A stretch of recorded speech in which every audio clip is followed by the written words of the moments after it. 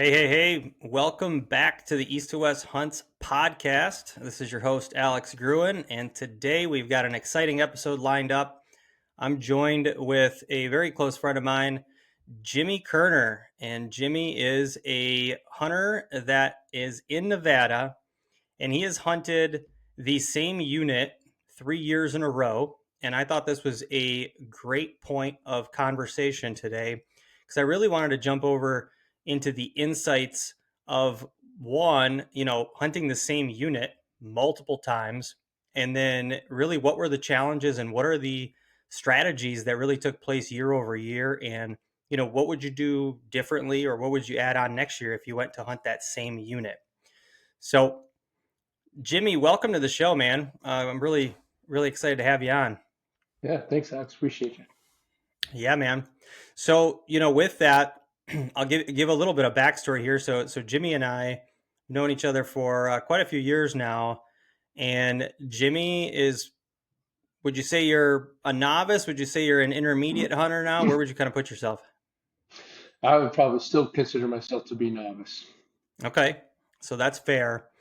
And I'm big on referencing this, right? It's not always about the harvest as much as yes, we want to kill stuff. Don't get me wrong, but I think for the viewers and for the listeners and for me and for you, it's always about what are my takeaways, what are the things that I can build on, so on and so forth. And I was fortunate enough to be with you when you shot your first antelope, Hmm. and we've both hunted this same unit for deer that we're going to talk about. We don't have to talk about the unit. We're not gonna burn the area, but we're certainly going to talk about Nevada because it's a pretty cool place to hunt. And I, I I know you've had unique challenges in that unit that might have been different from the year that you and I were both there, but I'm very curious of your takeaways and kind of building up to that point. So with that, let's just jump right in, man. I'm Cool. really excited for this episode. I guess just take me through, like, how did you land on applying for that unit in the first place? Like, what drew you to it, Yeah, and and then give me a little bit of insights of, like, how did you go about figuring out where you were going to hunt once you knew you drew that tag? yeah. Well, in fairness, my primary motivation has been let's just get out there. The deal is you're not gonna learn anything if you're not doing it. And so for me, my number one overarching goal is to get out and do it. Mm-hmm. So what that particular unit ended up being the first choice, and I was lucky enough to pull a tag for it, archery, not rifle, but proceeded to immediately go out there and give it a go. Yeah. Now that unit is kind of a sleeper in my perspective of the size and quality that you can get with not as much pressure. And for all the listeners and viewers, Nevada it is a trophy state. It's a state where it's really managed for the quality, and it's not about just pounding a bunch of people in those units. So if you compare that to some other places that you would hunt, it's going to be a much different scenario. So the system just operates differently, and it's a bonus point system too. So we could jump into that a little bit more. But what do you remember what your draw odds were for getting that tag in your first year? No, I don't. That's a good question, Alex. I don't remember, but I can tell you that every year that I put in for it, I've been able to draw it. Yeah. So 100% of the times that I've tried, I've gotten it. Yep. Well, and that's because you're a Nevada resident. But even so, I know for a fact you don't have 100% draw odds as a Right. resident in that unit. So you're getting lucky drawing that tag, which is fantastic. I drew it on my fifth year of applying as a non-resident, and even with that, I didn't think I was going to draw because the odds were not in my favor. I'll just tell you this: they were less than 50%. That's for sure. so so I applied there this year again. I thought maybe I'd come see you, but it didn't work out that way. That's okay, man. You would have been mad at me, so it's okay. It did. I Whatever. love it. Well, so now I'm just curious. I hopefully we get to that point in the We- episode here. But I do remember here's really what I thought was going to be great with this episode was take us through take us through your first year, right? So you draw this tag, archery hunt. It's a new scenario for you in the first place, right? Because had you have you archery hunted prior to that? Never. Never, right? Okay, because I know you've done rifle hunts and so on and so forth. So okay, so you pick up a bow. I remember you get a bow, and then now you got to plan this hunt and take me through like from planning to the execution. What was that first year's hunt like in summary? Yeah. So the first thing first is I made a commitment to getting a bow simply because I knew that was going to give me more access to hunting. That has proven to be 100% correct. Mm-hmm. I'm very grateful for that. I bought a bow, went in there into the local archery shop, and I said, look, I just want to get a good quality bow. I'd prefer to like have one good one, take care of it, have it last a long time, which has also proven so far to be great. And then really my preparation was I got on X and I did a lot of e-scouting that way. Um, thought, and I talked with you a bit too, and I did a lot of reading online. So there's a number of different online sources out there. A lot of people don't want to tell you, where their honey hole is or whatever, but at True. least you can start to figure out. Yeah, I did. You guys suck. So it Hey really turned man. into one of these. I don't know, whatever. But the deal was is between reading a lot about their habitat and reading about where mule deer in particular, kind of what their habits are. Tried to then take that to my e-scouting, and then at that point, as soon as I had an opportunity to get out there and go check it out, I did. The one thing that I wish I could have spent more time doing is actually physical scouting prior to the hunt. That was not possible as much as I wish it was. Okay. So that's a huge component of it, right? And I guess I'm a little maybe I'm a little jaded in it, right? Because of the hunt planning component of what I do, but that's the reality of it. Like not everybody can scout, right? So it's like the better your hunt plan is, the better the opportunity for you for being able to at least get in there and find stuff quicker because you really can burn a lot of time. Like how much time do you typically allocate to a hunt like that? Like how many days did you have towards that hunt your first year? Yeah, well, so that's actually to me a major problem. It's been a problem every year until really this year. It was the number of days I had available to go hunt. Typically, if I was lucky, I got 3. Okay. Yeah, that's pretty quick. That's, in my opinion, not enough time. No. In this point in my hunting career, I would tell you that based on what I've experienced so far, I would say that's not enough time. Yeah, so what would you say would be the perfect amount of time for you? I don't know what the perfect amount of time is because I just haven't seen it yet, but my guess is I would love to have 4 or 5 days at a minimum. Yeah. I figure that gives me, a day or two to get on them, a day or two to shop additional potential other spots, and then Mhm. that gives me the back half of the hunting trip to really get in some serious stalks and hopefully bring something down. That's kind of the way I've been thinking about it. Yeah.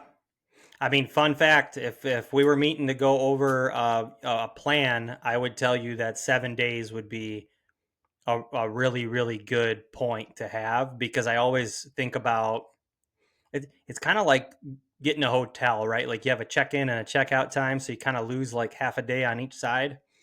It's really the same way if I think about it. If you can get like 5 full days of hunting, and then you got those 2 days of like that buffer, you really can have a good hunt. And an extended point would be a 10 day, but 10 days is just like it's just not realistic for a lot of folks. I know a 40-hour work week with the weekend would be realistic, and I really think you can have a successful hunt in that point. So cool. So let's jump into that. So you get planned, you go and you have a few days to hunt.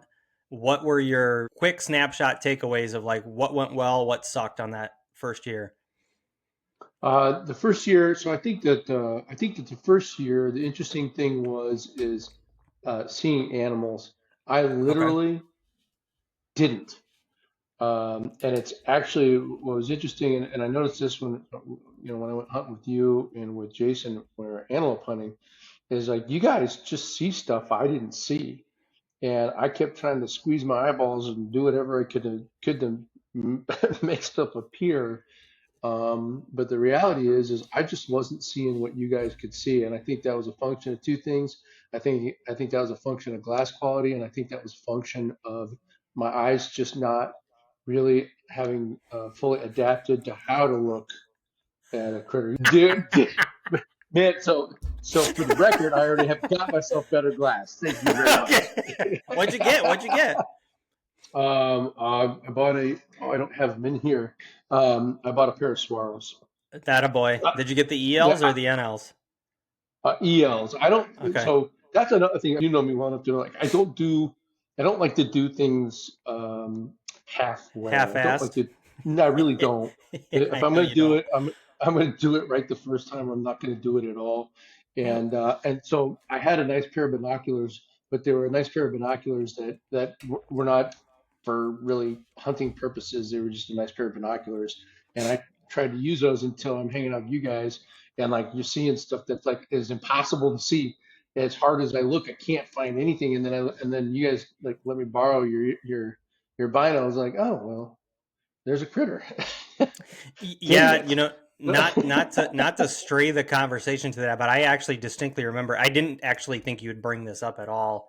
So for context for everybody, we went on a hunt for antelope together. What was it? 3 years ago now? 4 years ago? I Yeah, can't even remember. yeah. But I remember, so I have a pair of Swaro ELs, and I remember sitting there and I'm glassing, and I don't know, the animals were probably 3 miles away.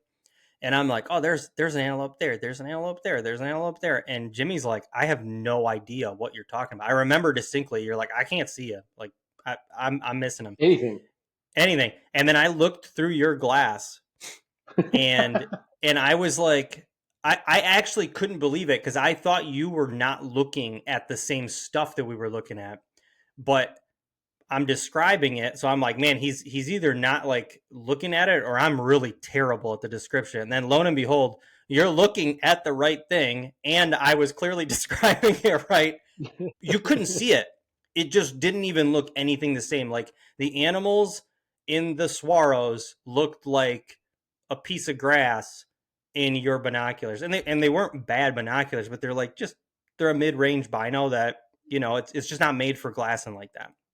Yeah, they were mid-range vortex, and I kept them. I mean, they're still very good, but they're not designed for that. Mm-hmm. And Jason did it too. I mean, he spotted an elk, and I about fell over dead. A big old bull lying down, and I about fell over dead trying to figure that one out. And then eventually, looking through your guys' glass, I was able to see it, and I'm like, man, this is not good. Yep. Um, So so then you went to I the actually store after. I did. They went on some sort of sale, and it pained me, but I pulled the trigger and bought them. And those are my principal. That's my principal set of binos for hunting. Period. End of story. Now. Love it. All right. Off the gear tirade. Yeah. One learning lesson from that particular height, for that particular trip. I believe that there's such a thing as, at least in Nevada mule deer hunting, there is such a thing as too high, and I was clearly there. Did you Um, see any sheep? Nope, I didn't. The only thing I saw up there were, actually, believe it or not, the only thing I really saw up there that was moving was one coyote and a couple hawks. Got it. Okay. So not much action. So you hunted high. Hmm. What was the terrain like? Like, give us a visual of the terrain in that unit. From how would you explain it to me if we were talking on the phone? I guess. Yeah, so I started out at what I would consider to be a mid-level terrain. I started up by actually a creek that had running water in it, and it was wooded with aspens and pines of various kinds. And I hiked. It was fairly steep trail that would run in and out of groves of trees and or shrubs until I got way up there, and then I went through a large meadow with no trees, hit the other side of that, and then climbed up another mountain. And then by the time I got to the top of that mountain, I was almost at no trees at all. So Mm, I was probably at, yeah, I was probably between 9 and 10,000 feet. And at that point, okay. I had really, I had really good sight lines all over the area, but I was just so high that I felt like there was nothing. Yeah. Okay. So you realize there's nothing up high. What ended up? I guess what ended up happening? Did you change and start going lower, or was that already like kind of the end of your hunt because it was 3 days? Yeah, so I was pretty much tapped out at that point. I had no more time to really go and pursue any other options, and so I had to call that particular hunting season finished. Okay. So your first year is a quick one, right? Time spent, but you get the lay of the land, right? Mm-hmm. What so what then changed or didn't change? I guess the better question that I'm thinking about is like what made you apply another year in that unit than the second year? Well, yeah, great question. So I decided for me personally that, like, hey, look, here's the deal. You got a tag, you have a good chance of getting another tag, and you still have a lot to learn in the unit. So for me, I looked at it and said, I don't lose. I get to know the unit better. I get to know the area better. I get to try to focus on the things that you need to get right in order to get to getting a deer. Hmm. And I haven't used that all up. And I can always go start checking out other hunting units when and if they become available. Right now it's like I haven't I have not mastered I haven't mastered that unit yet, so I'm okay staying there and working harder. Yeah.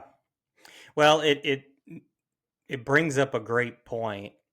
You know, there's two schools of thought. There's the school of thought that hey, I really like to explore and see all these different places and I want to hunt all these cool units and maybe this one's got better trophy quality and this one's got better odds of drawing and right like I see it all the time, right? Because I get obviously working with clients, it's like hey, we got opportunity hunts and we got trophy hunts and by the way, I got more points here than there. But what that doesn't allow is it doesn't allow you to actually know a unit. And to your point, like I really like to get to know a unit because you really become a better hunter once you have figured out where the animals go, what's their day to day like, because there are some patterns that you can see. Like there's a reason that a deer is in the same spot every year, even if you killed one and then the next year there's a deer there again, right? Mm-hmm. Like, you know what I Mm-hmm. mean? So, Mm-hmm. I ended up full transparency for viewers and listeners. I ended up drawing this same tag that I put in. It took me 5 years, and I ended up being able to hunt sometime of the same time frame as Jimmy did on his second year of going. So I know we didn't hunt the full time together, but I'd be curious to hear what was different that second year, either having a different plan of attack or some of the information that you gathered, or I guess hunting together and seeing maybe a different side to it. Like what were your takeaways there on that second go around? Yeah, so a couple things. I'm not looking for a trophy. I'm looking for something I'm going to eat. So to me, it's about that's kind of actually my purpose more than anything else. I'm interested in hunting something that I will shoot and eat, and that's pretty much it. That Mm-hmm. being said, on that particular hunting go around, what did I learn? I learned a couple things. One is that show up in the darndest places, man. So wherever you think they are, they're not really necessarily going to be where you think they are. They're going to be in some goofy spots. And I had spooked a deer at the end of my first trip. I had spooked a deer when I was driving out of there, and I'm like, man, I'm going to mark this down. I marked it on my Onyx maps, Yeah. and I said I'm going to make it a point to stop by this spot next time. It's not a sexy spot, but I'm going to make it a point. And and I'm gonna check it out. So that was the first thing is I had at least seen something. The sad part about that one is that at the end of the day I missed that one too. So there's an in between that part, which is the when I went and hunted that spot before Alex got there. I got on them, and I got and they were decent sizes. So I got my hustle on, and I had to stock probably the better part of 160 yards at least, and it was kind of the terrain was pretty nasty, but I got out to within 40, Hmm. and I decided, okay, man, it's go time. My stock was good, managing the wind was good. Um, I got blown out, and I'm not quite sure. I'm not quite sure what happened, but something changed. The wind changed just a little bit and swirled or something, and I got scented. And that buck was just like it hightailed it out of there, and then it turned around and snorted at me and stamped at me, and then said later, Gator, and I'm out of here. And Hmm. so that was the end of that. So when we went out, I actually got close enough to draw. I Now, love it. but but also, if you remember, man, on that trip, we'd gone up that one trail, and then we'd hiked all the way to the top of that I don't know, medium-sized mountain, whatever you want to call it, Yep. and we'd set up. Yeah, we set up there and we glassed it. If you recall, dude, I got on him. Yeah. Oh yeah, dude. I mean, it. I think that's I think that's the key component right there in relation to like the strategy or like where those deer were, right? Because we did get into deer. You got We into did. deer. I knew exactly where I wanted to go relative to where I had planned, and I was hunting there for a couple of days. But we also had that hurricane that had come through and really kind of dampened things for me. I was stuck in pouring rain for 2 days, and it was pretty Yeah. nasty. But Well, you'd asked about that too. Is like, what changed, from your year? And yeah, there were torrential downpours that year. Parts of the roads were washed out. It was a little bit of a trick getting back to you because that rain had started after you got there, and I actually had to drive through the wreckage to get to you, and I think that changed the behavior of the animals. They spot just on. weren't, yeah, they just weren't doing what I was used to thinking that and seeing that they would do. So when we saw that small bachelor group, you know, I was proud of the fact that I actually saw them because I've had so much challenge trying to see them. So I was Yep. really, that was me doing a happy dance in camp going, I got to see him first. I got to Oh, see dude, him when you first. when you yeah, you were jacked when you saw him. I I was. loved My it. eye, yeah, well, my eyes work now, so it's like it's kind of a, I mean, maybe it's a dumb way to say it, but for me, that's how I feel about it. It's like, you know what? I got it now. My eyes, I got them. They figured out how to do this, how to look at it, and that Yep. I think is straight up trial. All that is trial and error. Trial. And error. You just have to keep doing it until one day it clicks, and then when it clicks, it's a very nice feeling to have it happen. But but the nice thing about that hunt, what else came out of that hunt, I think is, we did a lot of marching around, a lot of trekking, but we also, hey, look, if they're not there, we moved. Mm-hmm. And I'm very, and this is not my idea, Randy, the hunting guy. Oh, in Newberg. I, yeah, Newberg, thank you. I feel bad for forgetting his last name, but that was one of the things he did, a lessons learned from a hunt that he did. Actually, it was in Nevada too, where he was too committed to his campsite Yep. to pick up and move. And I appreciated the fact that he actually did a video on what didn't work because you learn a lot from that too. And that's one of the things I made a hard commitment to myself when I did it because I'm doing it by myself 99 and a half times out of 100 that I'm committed to moving. It's a pain in the ass, but if if I'm not seeing him, I'm moving. And Yeah. I've incorporated that. Yeah, I've incorporated that into my hunting strategy 100% of the time from then on. I love that. Okay, so that's a big takeaway. I get asked that a lot. Hey, Alex, how many days do you commit to an area before you move? And I really think you have to hunt an area for 2 days, but if you don't see anything in those 2 days, you're out. Like For for it's sure. just you can't marry that area. It might look sexy on the map. It might be beautiful when you get there, but things can change, right? You don't know what the pressure was beforehand. You don't know what other external factors could have affected those things. And rain and moisture can really affect things, especially in those arid areas, right? Because it's like you could be hunting over water easily, but if there's water everywhere, then that strategy just goes out the window. So if somebody hunt planned and said, "Oh, I'm just sitting water," and then it pours for 2 days, what's your plan B? Like, Yep. you know what I mean? So Yeah. I remember distinctly. I mean, we glassed up. I don't know. I think on one night there was like 40 deer that we saw off the side of the little nub, the little hill, and then we still Mm-hmm. ended up moving because we didn't see any more deer that were like shootable. Mm-hmm. So cool. I think that answered my question because you pointed it out. The moving factor was a big one because the marrying of the area could really play out negatively for somebody. But now you drew the same tag for the third year, Mm-hmm. and you're solo, right? You're hunting it on your own. Mm-hmm. There's been no external influence of where to go. Did you hunt the same spots again? Did you go somewhere different? Like, what was your strategy now in the third year after computing 2 years worth of knowledge?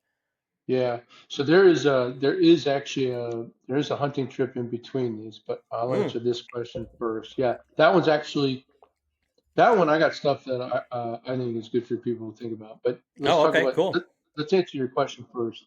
This year, what was different? So first of all, this is the first time I went up fully mobile. So I bought a side by side, and I've wanted to get another one for years. I haven't had one in 8 years, so finally got it. And here's the thing, like the first thing I did was I hunted a spot where an old timer had told me, man, there's deer in there. I'm telling you, there's deer in there. And well, actually, let me rewind that. I'm gonna start over again. I went to, I went up to a little rise, and I think you and I may have gone to that same rise. It overlooked that meadow, and and the deal is that I did it super early, just like you're supposed to, and I got all set up just like before before the sun comes up. So I was ready to go. I didn't have to even move, and the sun started to pop up, and boom, I was on deer. No joke, I was on deer immediately. So I went from Love that. where I, yeah, man, first time ever. Like, I mean, just boom, instantly on them. Like, yeah. So I actually, I sat, I Love sat and that. I sat and I camped those guys, dude, until they called it quits and we're gonna go bed down. And then I tracked them all the way up the ravine that they chose to come in, the ravine that they chose to come out, and then about where they disappeared up on that mountain up over there. And so I'm like, okay, man. So here's the deal. Like, I'm done already right now. So I got a lot I can do. I'm going to go do stuff. So I tell you what I'm going to do. Since I already know what I'm dealing with here, I know how they come in. I know how the wind works here. I know how to stock here. I know exactly what I need to do, which is awesome. I'm going to Love go it. scout. Yep, I'm going to scout spot number two, where the year before I hit two big old bucks and they'd scented me, so they got away. But whatever. I know there's deer in that spot, so I went and hauled, I hauled myself over there, and I spooked a doe who was bedded down over there. And that's cool. It was late morning at this point, moving Hmm. into noon. So it's probably about 10 o'clock at that point. So I said, okay, it's cool. I know they're around. I'll back out, and I go to spot number three, which is where you and I had been before. Okay. And I hit spot number three, and somebody was in it. And I was like, Oh, dirty oh, dogs. How dare they? I know, I know. I did Competition. stop. I sat and chatted with them for a little bit. They were cool. So, All right. but then I rode past that. And if you recall, that road got really rough. Like I'm not driving my truck in that. I'm not doing that. Was that the this is more curiosity. Was it that road that led up to the basin that we were in? Yeah. So if we take that road all the way up to where at the foot of that hill that we camped out on top of, Yeah. that's where we stopped, right? And that road went to. I mean, it got very rough right Yeah, it there. got pretty sketchy from what I remember a It couple years back. it Yeah. did. Well, you should see it now. It's worse. So. I had my buggy, and I actually built my buggy out. Car, sorry. Anybody here just say side by side, you call it a buggy, they like want to kill you. I call it a buggy. I call it a buggy. Okay, I'm sorry. All The right, you buggy. got a buggy. I, I got a buggy. So I took my buggy and I went actually back up in there. That road is terrible, man. It's really bad now, and I was even nervous about it in the buggy. But I had built the buggy for very high clearance for exactly that reason. And I was able to motor all the way back up in there. And when we were back there that time, we had seen a guy because it was darker, so we'd seen his headlights, and he had gone up and over the mountain that we'd Oh been yes, okay, I looking at. remember. Yeah. I know exactly where he went now, man. I know Oh, exactly okay. where he went. So like Okay. now it's like, oh buddy, I can get there. And I got wheels, and so my range is radically better. Um, so I checked that out, and then I went back and whatever. And I said, okay, um, I'm gonna wait till kind of late in the day now and get set up and go hunt. I'm gonna hunt spot number two. The reason I'm gonna hunt spot number two is because I already nailed them in spot number one. I got them, so I'm just gonna see what my options are in spot two before I hunt what I know I got. So So, so let's cut that right there. So you went into that area where you said that guy went into, that you know now exactly where that person went into. I'm trying to yep, describe what you just said, right? So yep, so so did you go in there? Like did you get in there with your side by side? I did. Okay. And then like what was it like in there compared to where you were hunting in spot 2 or whatever the case was? Oh, yeah, that's great. That's a great question. So two things. One is I've hiked into it, and Yes. I've gone and driven into it I've approached it from two different angles now. Okay. It is a small valley that ends up in kind of a bowl, and there's a water hole. I mean, it's really bad. This is the bowl, and there's a water hole kind of right here, and then the valley kind of goes this way. Okay. So I've come up. I've actually come in on the side of the bowl, and I've come in from down the valley. I've come in from the valley twice and down the side of the bowl once. Okay. Um, Here's the thing. It's great because it's isolated, and it's great because there is water there, and there's water there. Every time I've been there, there's been water there. So Okay. it is a place deer are going to go to get something to drink. Um, the challenge of that area is that because it's in a bowl, the wind has a habit of swirling, right? Yep. So that's the trick there. And the trick there is to make sure that that you've got the wind just right, because it's easy. I can see why a deer is going to like it. It's got to feel very safe for them. They got a line of sight on everything, and the smells work perfectly for them. But for the guys trying to come in there and hunt it, um, to me, it's like you got to come in, and you got to come in at the right time, and you got to come in with the wind working in the right way, and then you got to be ready for when the wind shifts, particularly like when the sun cracks or whatever, and the wind changes direction. You got to be in the right place for that when it happens. Yeah. Um, Oh yeah. I and mean the and that's wind kind is a no, it's not optional, right? I mean the wind is the wind. Yeah, and I will say like on that time, like when I did that one and got on the two big bucks that were there the one time I was there, man, I was at 100 yards. Okay. I was at 100 yards, and that's when they I don't know how all of a sudden they froze and they went on alerts, and I froze, and it was a gigantic freeze off. Everybody was frozen and looking around trying to find where the bad guys were, type of thing. And they never did see me. They never saw me, and I don't know how they smelled me, or if they just kind of the sixth sense or animal sense, whatever it happens. They just kind of figured something wasn't right. Could uh, be. I was I was very quiet. I was as quiet as a church mouse, man. I was definitely I was in full stalking mode. So the challenge I had there was that the terrain was very rough, and it was very Mhm. hard to move through it without making a racket. Yeah, it was really challenging. Got Um, it. but I didn't S- get a shot off. I'm not comfortable taking a shot personally right now. Given my current skill set with a bow, I'm not comfortable taking a shot over 40 yards. So that Yeah, wouldn't. well, listen, I'm tapped out at 50. I don't really care what anybody says. So, That's cool, right? I know everybody's a 100-yard archer these days, cuz Cameron Haynes is shooting them like, you know, like it's a rifle, but I'm not. I have no interest in it, to be honest. It's cool. If I want to shoot 100 yards, I'd pick up a crossbow and shoot. There you But go. um, but that's to each its own, right? Like I think it's an art. So Yep. it's impressive. It's just I'm not putting that amount of time in behind a bow to be that proficient. But if I could shoot 50 yards with it, that's awesome. So don't feel bad at 40. However, my thought there. So you mentioned that there was a part of this in year two that we skipped. So what happened in year two, or there was another hunt in between or something? Yeah, there was another hunt in between, but it was the same season. It was my last chance. It was the same season. Here's the deal. I ran into a fella who was an old timer who'd been hunting that unit since the 70s, and Okay. he had told me about it, and he told me about the spot that he went to, and he's like, "Man, I'm telling you, there's always deer there, but I haven't been there in about 10 years." And and so there's one of these like you go here and then you kind of go that way and then you go up here and you go that way and then like you Mm-hmm. go over there and there you are. And it's like I'm not gonna lie.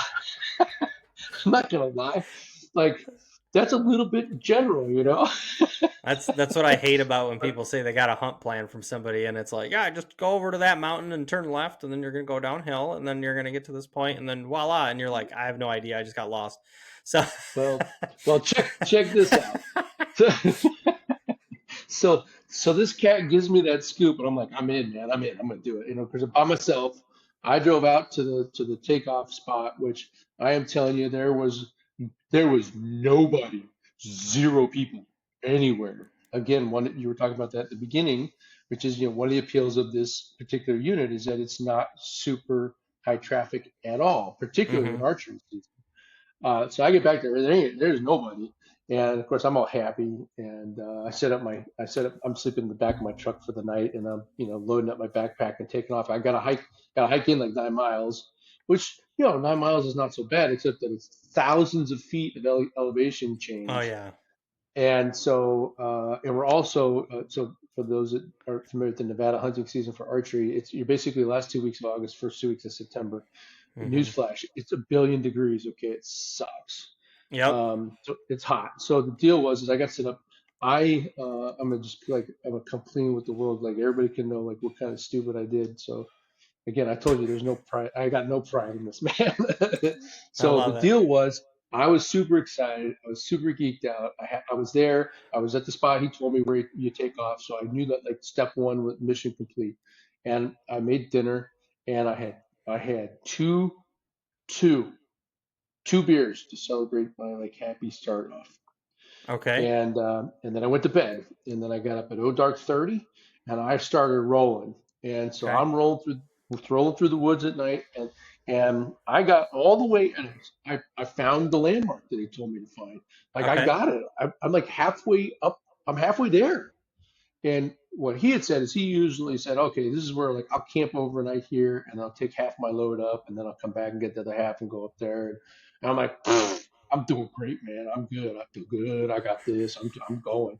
So, so, Mr. so, Badass. so, oh man. So I just steamrolled right through that stop and I hiked all the way up there, man.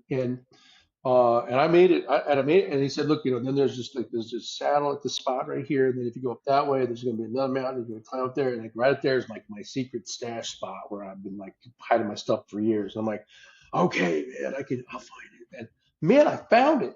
I Okay, actually totally found his little dig a hole in the ground hiding hole. Um, and I was ecstatic, man. I'm like, dude, I can't believe this is like finding a needle in a haystack. And by the way, still at this point in time, not a single human being it encountered since I parked that truck. Man, there was nobody. I was 100% completely and totally by myself. So then I set up camp and I said, okay, well now if you go over that saddle and you go down about 1,000 feet in elevation change, you said there's a spring down there and you can get water. And okay, I tell you what, let's make dinner.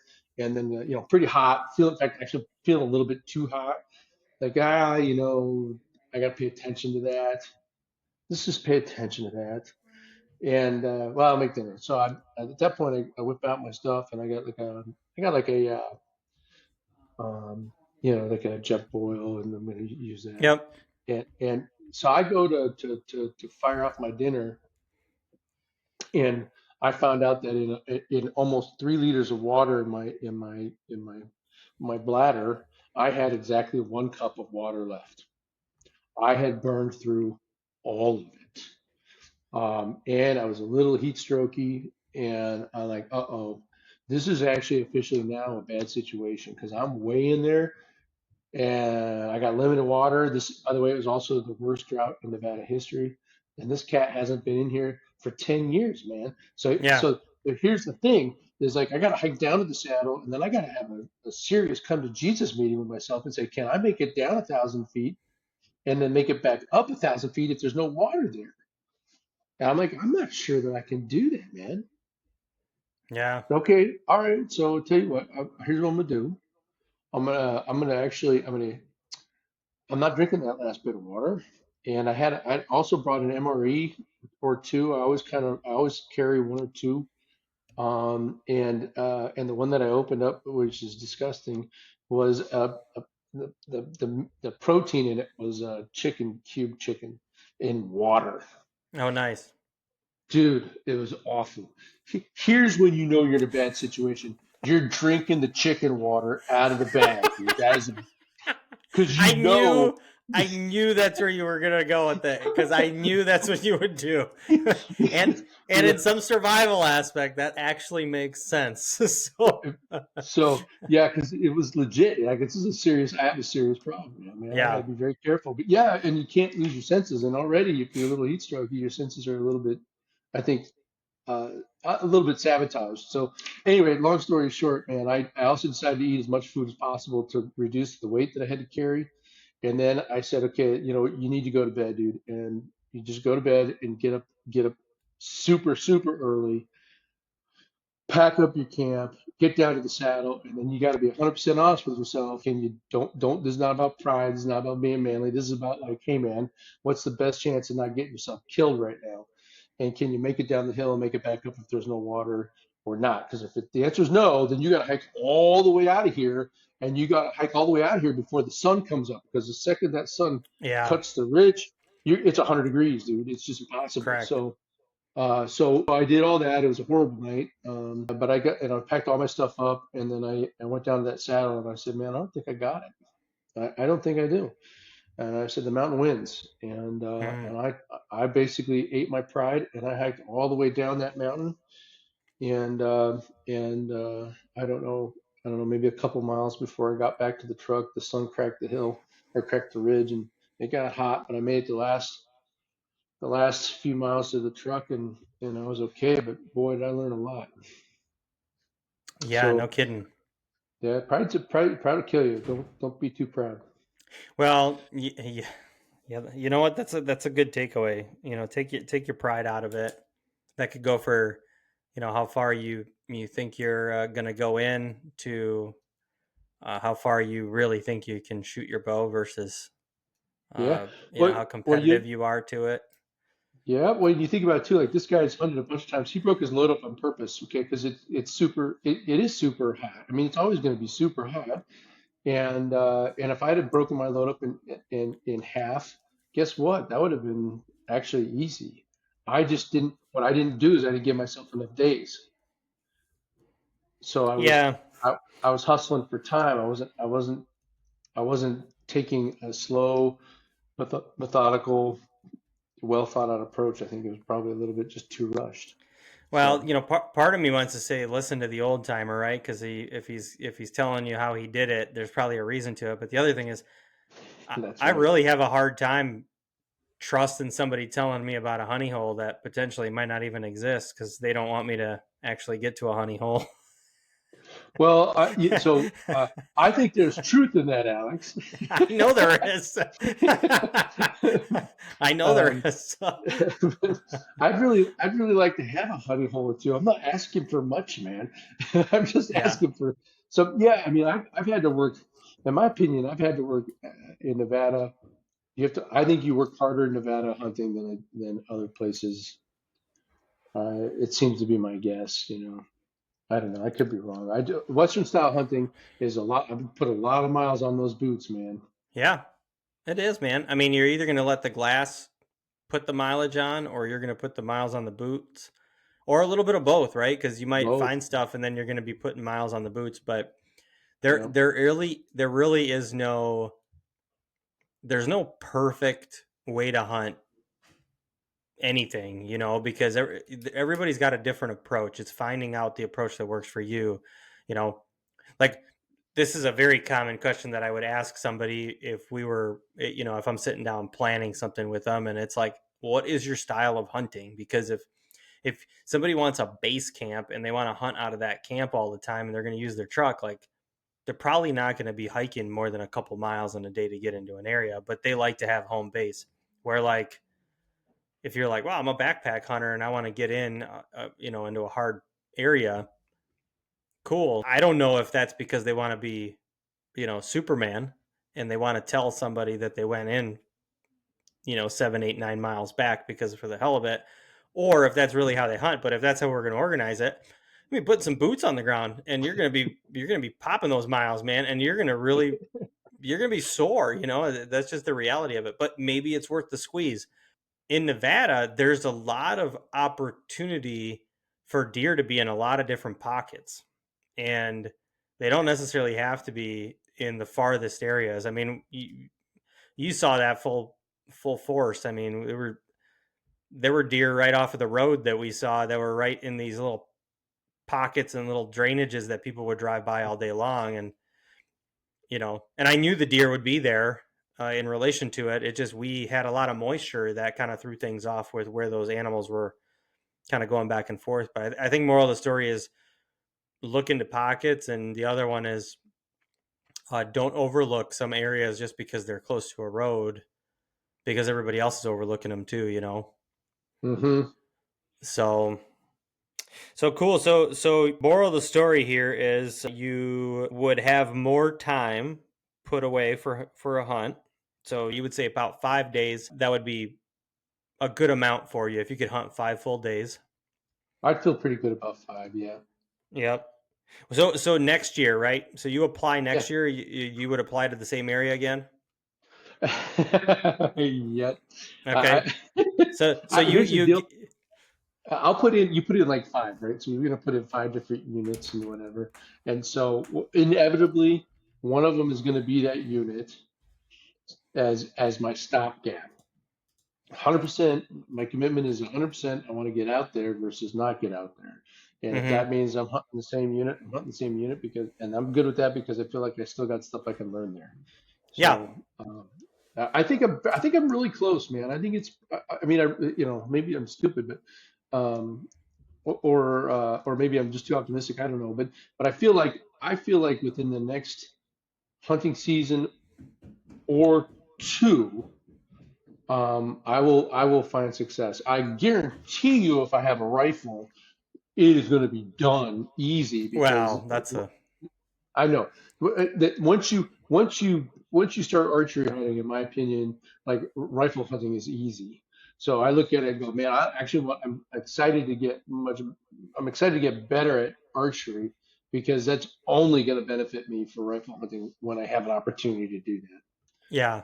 Well, I'll play devil's advocate to it. Okay.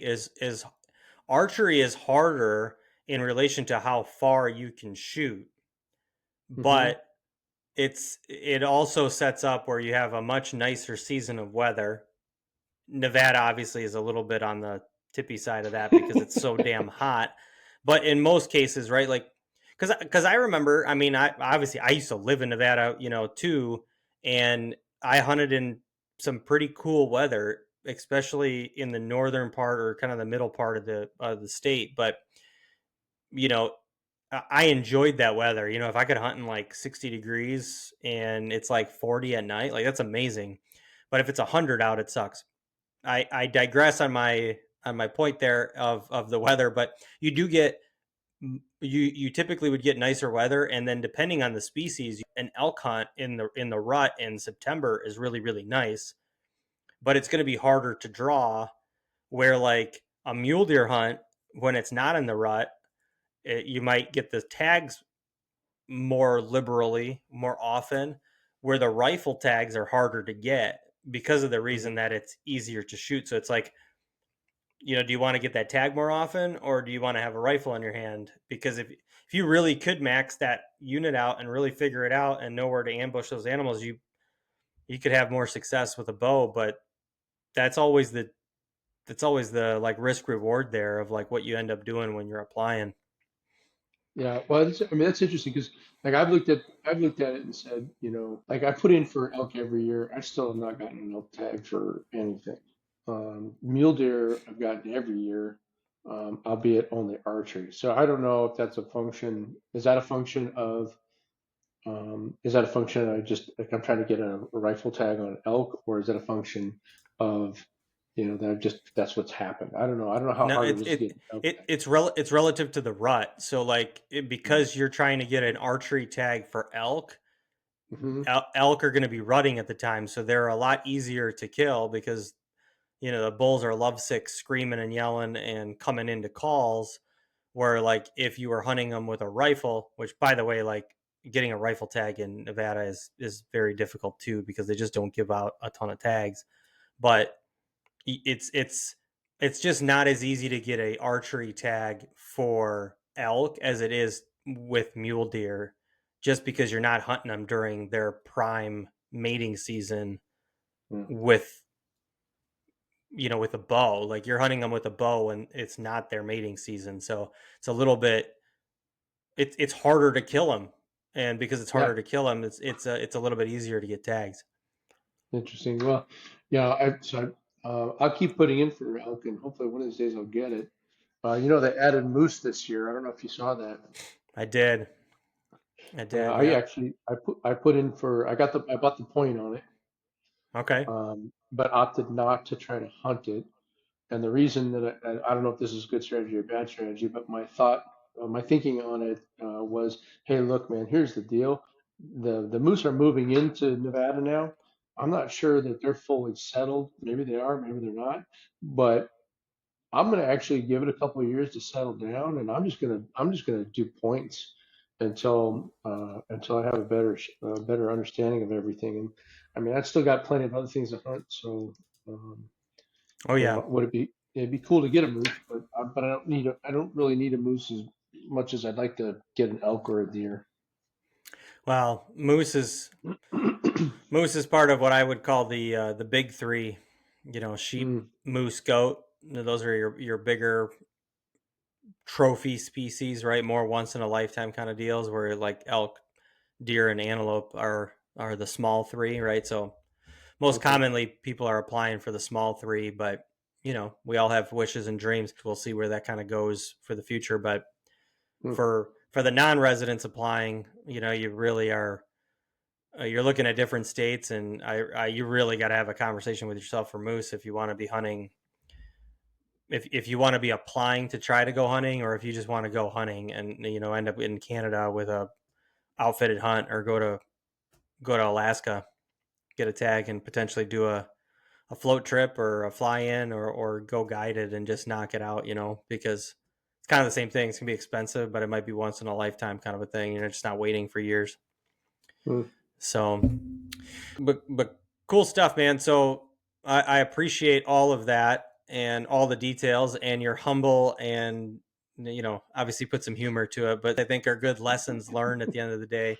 So I appreciate the humbleness to that. But with that, what would you say key takeaway for you if you reflect? What are like three key takeaways that you would say these are the things I know for a fact I have learned from these 3 years of hunting? I'll tell you one of them. I'm I just maybe preparation, I guess. And I know preparation. There's a lot about hunting and scouting, whatever. But I'm talking about making sure you have the right gear. Okay. Yeah. I don't need to go buy gear every year and update all this. I need good gear and I need the right gear. So binos that was a big one, man. Telling you, Mm-hmm. binos was a big one, and I feel like boots were another big one. I happen to wear Kenetrek boots. This is not a paid advertisement, but I but love I'll it. tell you, but from I mean, boots are tough for me, and those boots have been nothing but absolute pure dynamite. And I'm just grateful for that because you do more than anything else you do besides breathe is actually take steps. And and out here in Nevada, that's a lot of steps. So I feel like that was a really important investment. And then probably the only other thing that in the equipment category that I would say is critical, really critical. Honestly, I have a Garmin InReach, and man, I'm telling you what, you're going to be glad you have it if you need it. Oh I didn't yeah. use mine. Yeah, I didn't use mine, and actually, I bought it for actually I bought mine for motorcycle. I did a bunch of adventure motorcycling stuff too, and so I bought it really for that. But it straight translates over to hunting, and there is absolutely no doubt in my mind that you want to have one of those if you're going to be out there, especially if you're like me and you have to do it by yourself. Yeah, That's a really good thing to do. Insofar as I agree. planning, yeah, insofar as planning and stuff. Um, I think the three biggest things that biggest takeaways as far as number one, make a commitment to being willing to be on the move. I think that's a big difference maker. I Yeah. really like. Yeah, I felt really good about that this year, man. I'm not gonna lie. I felt like that was a huge. I think that was actually. When I talked about it with myself because by yourself out there you do a lot of talking to yourself. I felt like that was a game changing event. I know in my heart and I know in my soul, man, that like, oh no, man, this game has just I've just materially stepped it up a game level, and I feel like that's going to help me out a lot. And then I think that the second thing is planning and really doing as much pre-scouting as you can. I think everybody always talks about that in all their videos, and I'm a regular guy with a regular job, and for me, it's hard to get that kind of extra time. Yeah. And so, if you can figure out how to do it, I highly recommend it because I feel like that's hurt me every time. And then maybe the last thing is just having enough days to do it. I mean, I've been struggling with that since the very first hunts I've ever done. I've been struggling with how to get more time out in the field, actually hunting too. So Mm-hmm. not only in the scouting, but in the physical scouting, but also in the actual physical hunt itself. I just keep trying to make more time. It's very challenging with all the demands of I got a couple kids and my wife and a little dog that wants to drive me crazy. Um, yeah, You would have a I got little dog that would drive you crazy. yeah, it's not my fault. I love it. Uh, but I love it. but those are things that like I have conflicting priorities, and of course then you got to try to satisfy your boss and all that other stuff too. So Yeah. uh, so I know Well, those are the challenges we all have. well, I think you add. Listen, if we look at the whole thing, right, for everybody listening, Jimmy adds the real fact of hunting and time and like the human aspect of what most people go through because what you see on TV is like, hey, this is all I do for a living. I'm spending weeks or months out there. Like there's guys that are videoing stuff that are out there for 30 days. Like, yeah, I'm not knocking it because I've had some long hunts, but I'm telling you, like, I have a significant advantage if I'm out there for 2 weeks. So, when you add the element of like, hey, I got 3 days to make this happen, I got 5 days to make this happen, like, you really have to have your planning in order. You really should have your gear in order. And then if you know the unit, you know, the key component to this is like you've built on the knowledge now over years where it's like you also know what not to do. Hmm. And you also know, hey, this is where I'm going now because these are the places where I've seen animals repeatedly. So like even for myself, I know for a fact if I was to draw that unit, I know exactly where I'm going because the last stuff that I had planned that it did hold animals, but like I know that there's animals there because I seen them, and it's going to be a successful area because those animals are there for a reason, whether it's food, water, shelter, whatever the case is. But I lost time on my hunt too. So at the end of the day, like time is of essence, and you really got to make an impact out of it. But I love I just love the humility and real human element you added to it, because we're not here sitting fantasizing about the 200-inch deer that you shot every year in the same spot, you know, that was on a leash that walked to you. So I love it. Well, Jimmy, thanks for coming on, and thanks for the time, man. I really appreciate it, and just having the humbleness to discuss the points that you made out, because I think there's a lot that people can connect with, and you know, and laugh with too. But I think with in reality, just reflect with and be like, yeah, like I get it, like that's a big factor for me. So with that said, thanks for all of our listeners and viewers. Greatly appreciate you taking the time to listen to this, and hopefully you got something out of it. I'm sure you did, as far as some takeaways. I have two points of paper written down of notes from Jimmy. So if that's the case, I know you should as well. But if you have any needs for tag applications or hunt planning for this next season, we are coming up for really what I would call registration time.